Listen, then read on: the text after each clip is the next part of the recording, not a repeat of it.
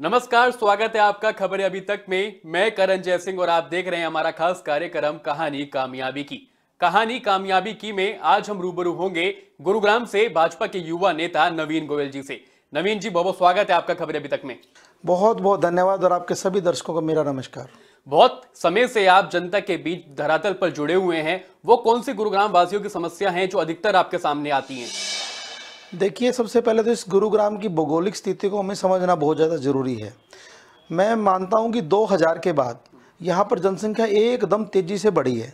अगर आंकड़ों की बात करें तो आंकड़ों के हिसाब से 30-35 लाख की यहाँ जनसंख्या है, लेकिन मैं ये मानता हूँ कि यहाँ की जनसंख्या 50 लाख से ऊपर है, जो पूरी प्रॉपर तरीके से काउंट नहीं है।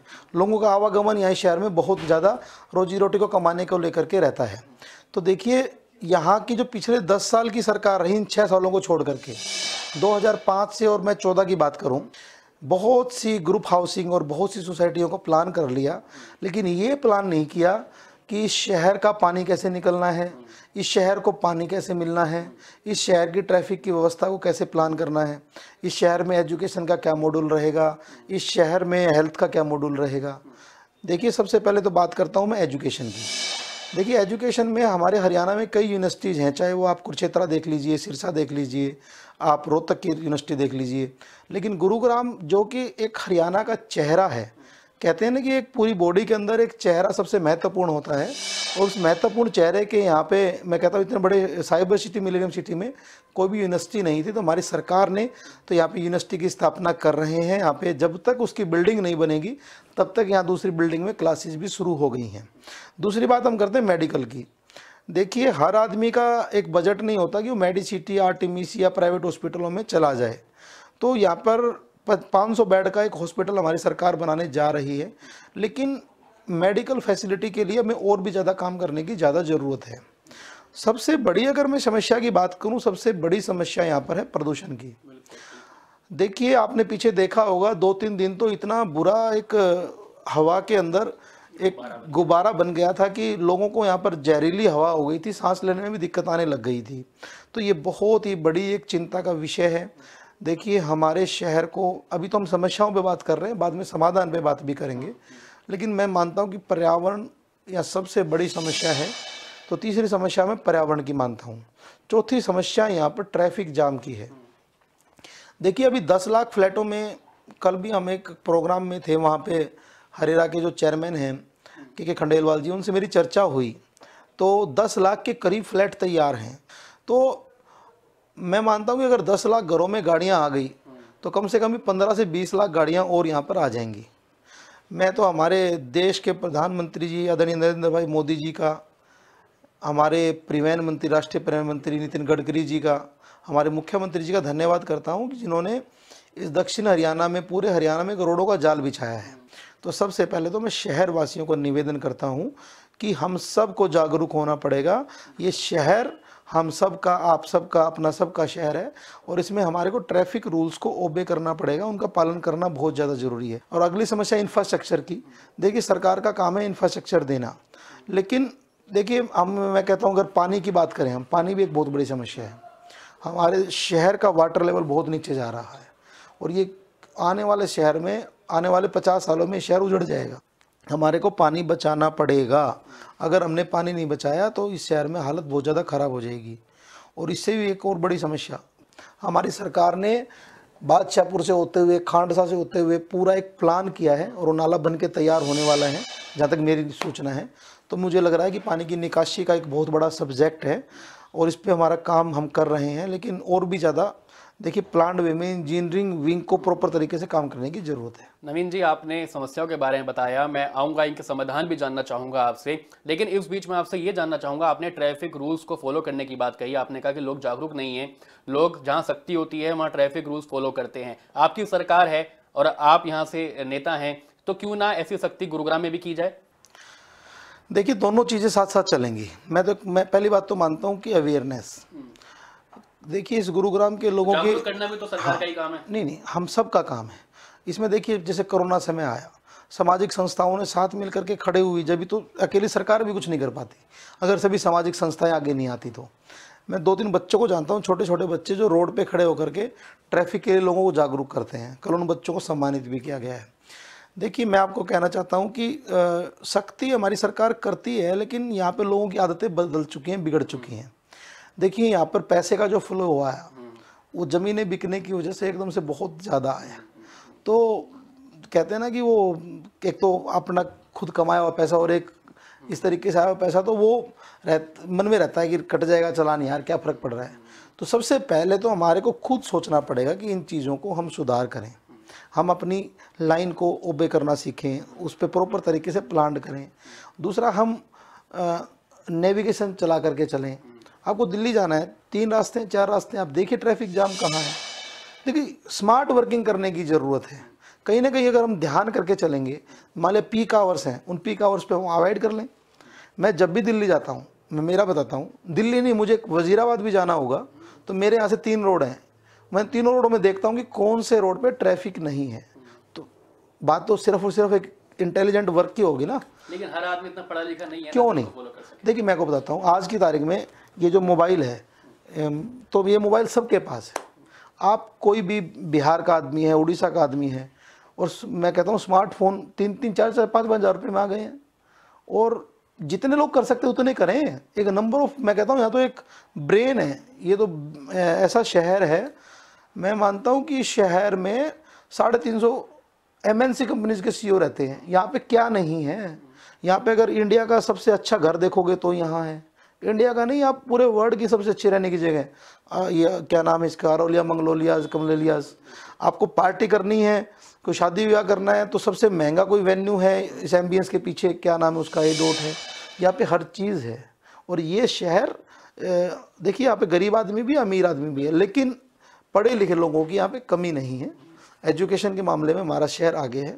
तो सिर्फ और सिर्फ थोड़ी सी जागरूकता, थोड़ा सा इस शहर को अपना समझने की ज़रूरत है। आपने बिल्कुल सही कहा कि गुरुग्राम एक ऐसा शहर है जहां पर हर तबके का लोग रहता है, जहां अमीर से अमीर और गरीब से गरीब जो लोग हैं वो भी यहां पर रहते हैं। लेकिन एक समय आया जब हम सबके बीच जो बहुत कठिनाइयों भरा था, लॉकडाउन लगा, कोरोना आया, उसमें लॉकडाउन लगा। लॉकडाउन में कैसे आपके द्वारा कार्य किया गया और आपके लिए कितना चुनौतीपूर्ण रहा? देखिए, सबसे पहले तो इस कोरोना ने ना हम सबको जीवन शैली को बदलने पे मजबूर कर दिया है। इस कोरोना ने हमारे को सिखा दिया कि हमें जो जिस रफ्तार से जब सब चीज़ों को हम दरकिनार करते हुए चल रहे थे, तो उस पर हमें सोचने की बहुत ज़्यादा ज़रूरत हो गई है। देखिए, बीमारी जो है ना, वो कोई गरीब अमीर या छोटा बड़ा देख करके नहीं आती है। और इस कोरोना तो एक ऐसा, भगवान से मैं तो परमपिता परमात्मा से दुआ करता हूँ कि कुछ तो हमारी सरकार के वैज्ञानिकों ने रिकॉर्ड समय में प्रभावी वैक्सीन तैयार की है। तो सबसे पहले तो आप सबसे निवेदन करता हूं कि आप सब वैक्सीन लगवाएं, ये पूर्ण तरीके से सुरक्षित है। हमारे देश के प्रधानमंत्री जी ने भी वैक्सीन को लगवाया है। हमारे पार्टी के स्टेट प्रेसिडेंट ओम प्रकाश धनखड़ जी हैं, उन्होंने विद फैमिली पूरी अपने वैक्सीन को लगवाया है। लेकिन साथ के साथ हमारे को अपने जीवन शैली में बहुत ज़्यादा बदलाव करने की ज़रूरत है। ये चीज़ ख़त्म होने वाली नहीं है। हमें 2 गज दूरी का भी ध्यान रखना है, मास्क का भी ध्यान रखना है, अपना हाथ को सैनिटाइज भी करना है। और जिस कड़ी में जब पूरा विश्व की फ्लाइट्स रुक गई थी, रोड रुक गए थे, ट्रेन रुक गई थी, एक हाहाकार मच गया था, तो हम सब की जिम्मेदारी बनती थी कि हम कोरोना के इस मुश्किल घड़ी में समाज और ज़रूरतमंद लोगों के साथ खड़े हों। और मैं तो, मेरी एक हमारी NGO है कैनविन फाउंडेशन के नाम से, हम पूरी टीम को मैं तो बधाई देना चाहता हूँ, मेरी टीम को, जिन्होंने ना रात देखा ना दिन देखा। सिर्फ और सिर्फ एक ही चिंता थी कि लोग जो घर जा रहे हैं उनको खाना खिलाया जाए, उनको घर भिजवाने में हमारी हेल्प की जाए। उसके बाद एक डर हो गया था। देखिए, इस गुरुग्राम के अंदर ऐसे बहुत सी फैमिली रहती है जिनके बच्चे बाहर रहते हैं, ऐसी बहुत सी फैमिली है जो सीनियर सिटीजन हैं। देखिए, उनसे कोई मिलने वाला भी नहीं था, क्योंकि लोगों के अंदर डर था कि घर से बाहर भी लोग नहीं निकल रहे थे। और मेडिकल इशू होना, खासकर साइकोलॉजी, दिमाग के अंदर एक डर बैठ गया था, तो समस्या होनी लाजमी थी। तो हमने एक युद्ध स्तर पे काम किया और मेडिकल लाइन में हमने एक कमर कस के की, चाहे एम्बुलेंस देने का काम हो, चाहे दवाइयाँ घर बैठे भिजवाने का काम हो, चाहे होम्योपैथिक दवाइयाँ बांटने का काम हो, चाहे हमने फिजियोथेरेपी या OPD के माध्यम से ऑनलाइन कंसल्टेंसी हमने शुरुआत की। सभी हॉस्पिटल्स में देखिए बेड नहीं थे, रोज़ सिफारिशें आती थी कि बेड दिला दो, बेड दिला दो।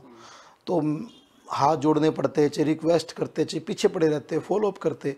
बल्कि हम सुबह उठते एडवांस बेड बुक करा देते थे।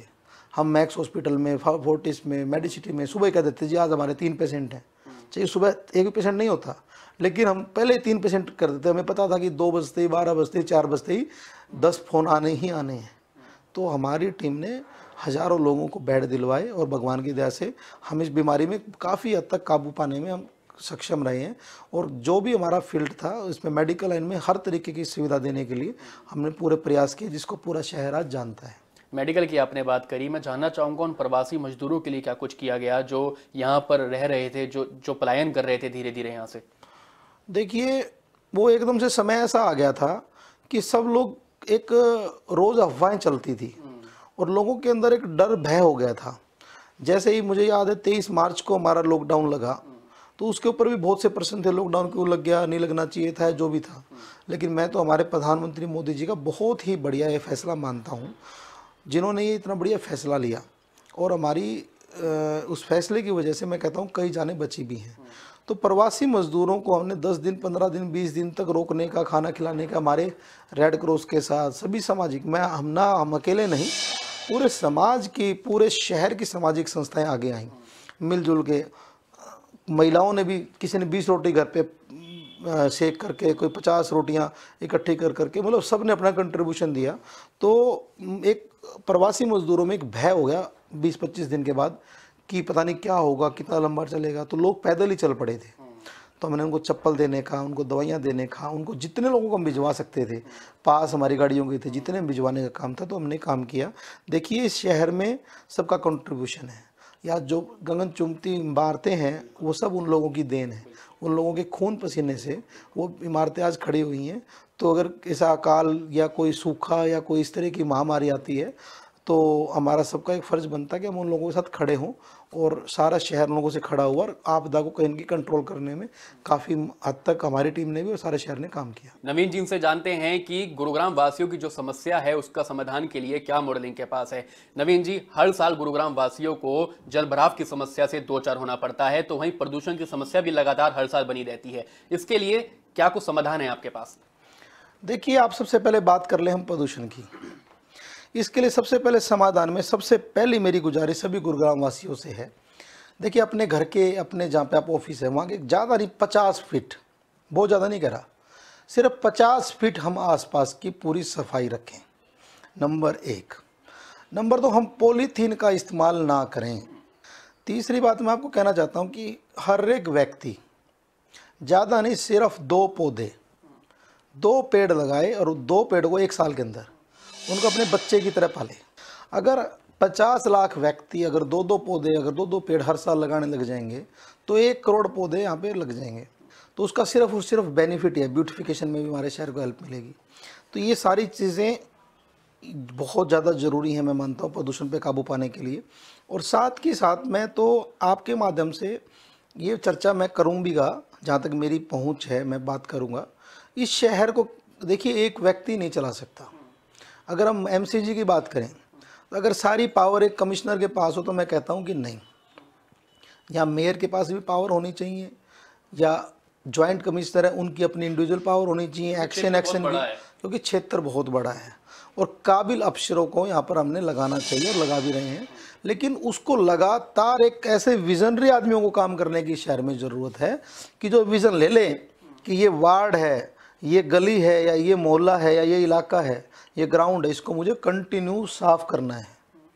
साथ साथ मैं कहता हूँ कि देखिए, कोई मान लिया अभी पीछे कुछ दिन पहले में एक ऑटो मार्केट की यहाँ पे जगह है, तो हमारे संयुक्त आयुक्त जी से मैंने गुजारिश की कि वहाँ पे कम से कम 15-20 फीट का लोगों ने एक टीला बना दिया गंदगी डाल डाल के। तो मैंने निवेदन किया कि वहाँ पे सफाई की जाए। तो मैं धन्यवाद करना चाहता हूँ आपके माध्यम से, वहाँ पे 250 ट्रक 2500 टन कूड़ा उठवाया गया, लेकिन हुआ वही जो डर था। जैसे कूड़ा उठाया उसके बाद लोगों ने फिर रात को चोरी से कूड़ा डालना शुरू कर दिया। देखिए, वहाँ पे झील बने, वहाँ पे कम्युनिटी सेंटर बने, वहाँ पे ऑटो मार्केट बने, उस पर हमारी सरकार चर्चा कर रही है क्या होगा।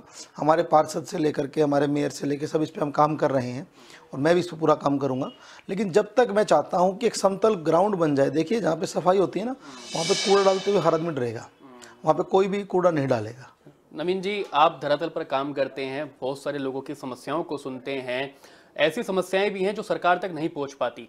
वो गुरुग्राम में क्या मानते हैं कि ऐसी कौन सी समस्याएं हैं जिसका समाधान करने के लिए आप आगे जाते हैं और लोगों का समाधान भी करते हैं? देखिए, मैंने कहा ना कि इच्छा शक्ति की होने की ज़्यादा ज़रूरत है। मैं कहता हूँ इस शहर को कोई एक आदमी नहीं चला सकता, हम सबको मिल कर के चलाना पड़ेगा। देखिए, मैंने कहा ना कि शहर जिस हिसाब से बड़ा है, समस्याएं उस हिसाब से बड़ी हैं। ऐसी बहुत सी चीज़ें हैं, हर आदमी की पहुंच नहीं होती आगे जाने तक की, लेकिन कई नई नई चीज़ें हमें इन्वेंशन करनी पड़ेंगी, नई नई चीज़ों की प्लानिंग करनी पड़ेंगी। मेरी एक आदत हो गई है कि मैं जहाँ भी जाता हूँ तो सोचता हूँ कि यहाँ पे हम क्या नया कर सकते हैं, क्या नया आइडिया है। तो मैंने कई चीज़ें ऐसी नई ढूंढी हैं, नई मैंने अपनी प्लान की, जिन पे मैं अपना काम कर रहा हूँ। एक आंगनवाड़ी की हमने विजिट की फिरोज गांधी कॉलोनी में, तो वहाँ पे सिलाई सेंटर बनाने के लिए मैं हमारी बाल और महिला विकास मंत्री श्रीमती कमलेश ढांडा जी से मिल के भी आया हूँ। वहाँ की हमने पूरी सफाई कराई है। जैसे ऑटो मार्केट का मैंने जिक्र किया, एक शीतला कॉलोनी के अंदर 30 सालों से बिजली की तारें अंदर से गई हुई थी। तो मैं हमारे बिजली अधिकारियों का धन्यवाद करना चाहता हूँ कि एक लगातार वहाँ के लोग सारे खड़े हुए इस बात के लेकर के, और मुझे भी उसका माध्यम बनने का मौका मिला।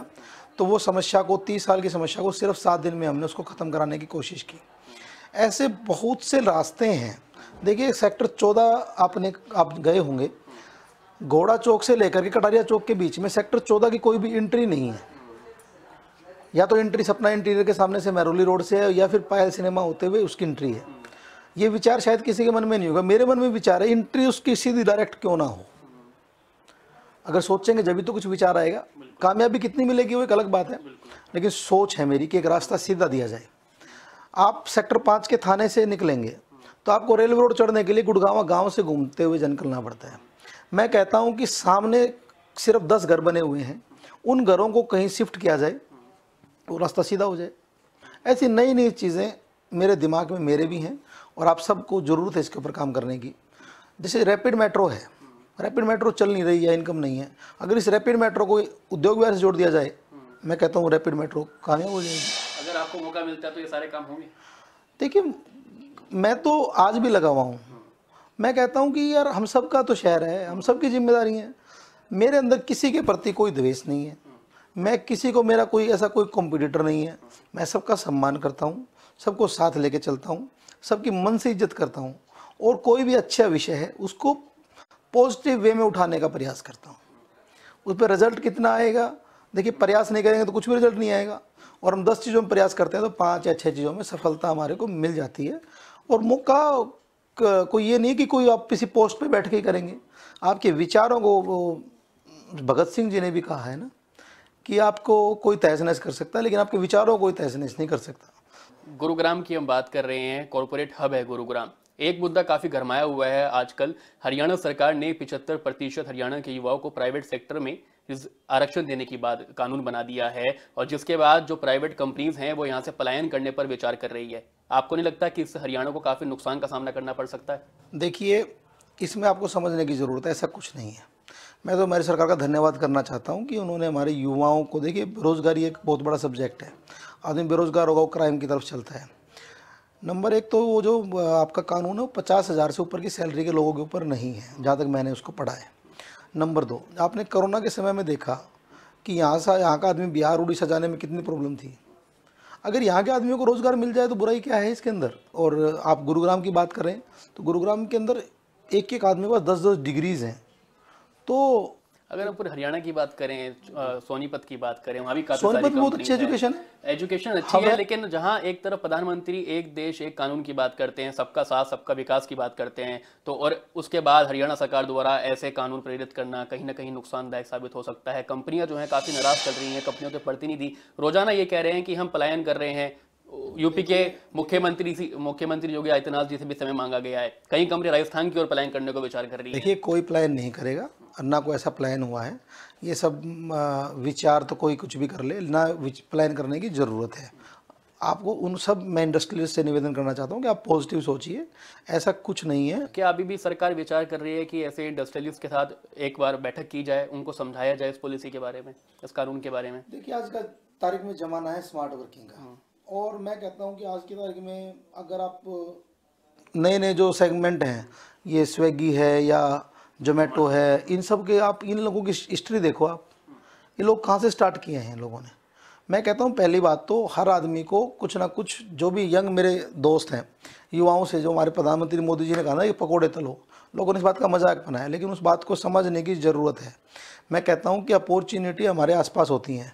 एक कहावत भी है कि solution is always around us. तो मैं कहता हूँ कि युवाओं को अपना एक नया एंटरप्रेन्योर बनने की ज़रूरत है। पहली बात तो आपको जॉब की ज़रूरत ही नहीं है, आप कुछ ना कुछ अपना सेगमेंट खोलिए। और हमारे युवा के अंदर हमारे इस ब्रेन भी है और इच्छा शक्ति भी है, तो नई नई चीज़ें आज की तारीख में बहुत चलेंगी। स्मार्ट वर्किंग का ज़माना है। और दूसरी बात ये है कि अगर कोई ऐसा इशू आएगा कि मान लिया कि इंडस्ट्री की तरफ से अगर बार बार पत्र जा रहे हैं या कोई चर्चा होगी, तो ज़रूर बैठ के बात की जाएगी।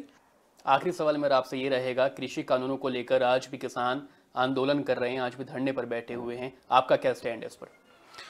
देखिए, सबसे पहली बात तो ये अच्छी बात है कि आज किसान के ऊपर बात हो रही है। हमारे देश के प्रधानमंत्री नरेंद्र भाई लेकिन मोदी, बात हो रही है नेगेटिव वे में हो रही है वो। सुनिए सर, ऐसा नहीं है। देखिए, हमारे देश के प्रधानमंत्री जी के ऊपर पूरी दुनिया, पूरे देश का आदमी विश्वास करता है। और हमारे प्रधानमंत्री जी ने कहा कि मैं 2022 एंड तक किसानों का डबल करना चाहता हूँ। देखिए, कई बार कहते हैं ना, सीख तो पत्थर को भी फाड़ देती है। इसमें कहीं ना कहीं राजनीति ज़्यादा हो रही है। उन कानूनों को अगर आप भी पढ़ेंगे तो ऐसा बहुत ज़्यादा कुछ उसमें गलत वाली बात नहीं निकलती है। जो कांग्रेस के लोग आज जिस चीज़ का विरोध कर रहे हैं, वही इन कॉन्ट्रैक्ट फार्मिंग के पक्ष में थे और वही आज इस चीज़ का विरोध कर रहे हैं। देखिए, मैं कहता हूँ इसके ऊपर राजनीति नहीं होनी चाहिए। हमारे देश के कृषि मंत्री जी ने ये भी कह दिया कि अगर आप बताओ यार कुछ चीज़ में चेंज करनी है, चेंज कर देंगे। तो ये एक जिद पकड़ना ठीक नहीं है। दूसरी बात, मैं इस बात के बिल्कुल पक्ष में हूँ कि एक किसान के जीवन में बहुत ज़्यादा कुछ बचता नहीं है। अगर किसी एक आदमी, मियाँ बीबी हैं, किसी भी आजकल बड़े ज़मींदार नहीं रहे हैं। एक ज़मींदार के पास मैक्सिमम 5 एकड़ कृषि से ऊपर ज़्यादा भूमि नहीं है। मेरे पास भी 5 एकड़ ज़मीन है, तो मुझे किसान की समस्याओं का बहुत अच्छे तरीके से पता है। तो मैं तो आपके माध्यम से, जो हमारी सरकार कह रही है, आपके माध्यम से निवेदन करना चाहता हूँ कि बिलों पे चर्चा एक अलग चीज़ है। सबसे पहले तो हमारे को इस चावल और गेहूं की खेती से बाहर निकलना होगा, क्योंकि चावल और गेहूं की खेती में बचत कम है, पानी बहुत ज़्यादा लगता है। हमारे ऐसे बहुत से किसान हैं जिन्होंने मशरूम की खेती की है, जिसने खीरे की खेती की है। एक एडवांस फार्मिंग लोग कर रहे हैं। मैं कहता हूँ कि सबसे पहले टेक्निकल बनिए, हमारी भौगोलिक स्थिति को देखते हुए खेती करना शुरू करिए। और मैं तो परमपिता परमात्मा से यही प्रार्थना करता हूँ कि ये जो झगड़ा है जल्दी निपट जाए। और मुझे उम्मीद भी है कि नरेंद्र भाई मोदी जी इसका जल्दी समाधान निकालेंगे। वो देश के किसान को प्रायोरिटी देते हैं, मजदूर को प्रायोरिटी देते हैं, दलित को प्रायोरिटी देते हैं। हर गरीब आदमी को, हर ज़रूरतमंद आदमी की सारी ज़रूरतों को उनको पता है। तो मैं तो आपके माध्यम से इतना कहना चाहता हूँ कि हमारे को उन पर विश्वास करना चाहिए, रास्ता जल्दी बनेगा। किसानों की बात हो रही है तो एक आखिरी सवाल आपसे ये रहेगा कि आज भी दक्षिणी हरियाणा के किसान पानी के लिए तरस रहे हैं। एसवाईएल का मुद्दा कब तक हल होगा, क्या सरकार कर रही है उसके लिए? देखिए, बहुत ही बढ़िया प्रश्न है आपका। मैं सबसे पहले तो मेरी सरकार को बधाई देना चाहता हूँ। अगर हम गोठड़ा लुहारू का अंतिम गांव है, वहाँ तक भी अगर टेल पे पानी पहुँचाने का काम किया तो हमारी सरकार ने काम किया है। और देखिए, हमारी जो एसवाईएल का पानी है वो गुरुग्राम के लिए भी ज़रूरी है। मैंने कहा ना कि गुरुग्राम उजड़ जाएगा, पानी का वाटर लेवल नीचे जा रहा है। तो जो लोग आज पंजाब हरियाणा भाई भाई की बात कर रहे हैं, तो हमारी सरकार ने एक प्रदर्शन भी किया था कि सबसे पहले हमारा अगर भाईचारा निभा रहे हो तो भाईचारा, बड़े भाई वाला धर्म भी तो निभाइए, क्योंकि पंजाब हरियाणा से भी पहले का स्टेट है। तो हरियाणा तो 1966 में बना है। तो अपने बड़े भाई का धर्म निभाते हुए पानी दीजिए। और इसमें सुप्रीम कोर्ट में फैसला आ चुका है। जब उससे बड़ा तो कुछ है ही नहीं ना, जब कोर्ट के फैसले को तो ओबे करना ही पड़ेगा। तो इस पर बैठ करके हमारे कुछ सांसद, हमारे देश के जो जल संसाधन मंत्री हैं गजेंद्र शेखावत जी, मुझे पूरा अच्छे तरीके से पता है कि बैठ के पूरे तरीके से एक प्रेजेंटेशन दे के भी आए हैं। और मैं कहता हूँ कि जल्दी से जल्दी हमारा हक मिलना चाहिए। क्या कोई समय, कब तक? क्योंकि बहुत समय हो गया इस विषय को। देखिए, मैं ना तो सुप्रीम कोर्ट से बड़ा हूँ, ना मैं सरकार से बड़ा हूँ। दूसरी बात, ये मुद्दा हमारे हरियाणा की एक लाइफ लाइन है। और हमारे माननीय मुख्यमंत्री जी भी बहुत दूरदर्शी सोच के आदमी हैं। और देखिए, डिपेंड है उनके। और आप एक चीज़ और देखिए, उनका पानी वेस्ट भी बहुत जा रहा है। एक पंजाब के ऊपर कई नदियाँ ऐसी, सतलुज, ब्यास, रावी, जिनका सारा पानी यहाँ पे मिल रहा है। तो उस पानी को वेस्ट करने से अच्छा है ना हमें दे दिया जाए, उसमें बुराई क्या है? हमारे नितिन गडकरी जी नदियों को मिलाने की बात कर रहे हैं। हमारे देश का पानी आप देखिए, लखनऊ होते हुए, पटना होते हुए, बिहार होते हुए बंगाल की खाड़ी में पानी चला जाता है। तो एक उसका फ़ायदा क्या है? अब सबसे पहले तो हमारी यहाँ की ज़रूरत तो पूरी हो। आपने देखा पीछे महाराष्ट्र में कितने पानी की समस्या रही। तो पानी का समान बंटवारा तरीके से होना चाहिए। और मैं कहता हूँ कि जल्दी इसके अंदर अच्छे सकारात्मक रिजल्ट मिलने को मिलेंगे। नवीन जी, केंद्र में भाजपा की सरकार है, राज्य में भाजपा की सरकार है, पेच कहाँ फंस रहा है, कहाँ राजनीति हो रही है? देखिए, आप और हम सब देख ही रहे हैं इस विषय पे, पंजाब की जो है ना कहीं एक जिद्दी वाली बात हो रही है। और मैं कहता हूँ जिद को, हट धर्म को छोड़ना चाहिए और पानी मिलना चाहिए। नवीन जी, बहुत बहुत शुक्रिया आपका, हमारे साथ बने रहे आप इस कार्यक्रम में। धन्यवाद। तो आज के लिए इतना ही, मिलेंगे आपसे अगले एपिसोड में और किसी और शख्सियत के साथ होंगे रूबरू। नमस्कार।